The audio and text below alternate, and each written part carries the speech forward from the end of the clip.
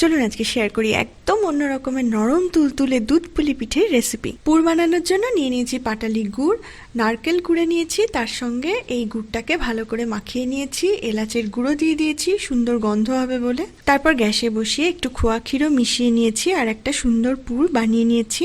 এবারে পরিমাণ মতো চিড়ে নিয়ে ফুটন্ত গরম জল দিয়ে সেই চিড়েটাকে ভালো করে ধুয়ে নিয়েছি।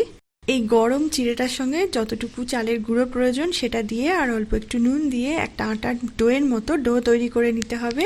একটু ঘি মাখিয়ে এটাকে একটা পরিষ্কার কাপড় দিয়ে ঢেকে রাখতে হবে। তারপরে ঠিক যেরকম আমরা বাটির আকারে গড়ে নিয়ে কচুরির পুর ভরি সেইভাবেই এই পিঠেগুলো বানিয়েছি। এটাকে আর পুলি পিঠের শেপ আমি দিইনি, গোল গোল করে বানিয়েছি। 1 লিটার দুধ ফুটিয়ে নিয়েছি, তার মধ্যে একটু জাফরান দিয়ে দিয়েছি আর দিয়েছি পরিমাণ মতো চিনি। দুধটা ফুটে গেলে এর মধ্যে এই পুলিগুলো দিয়ে ভালো করে সেদ্ধ করে নিয়েছি মিনিট 10 আর রেডি হয়ে গেছে আমার নরম তুলতুলে পুলি পিঠে।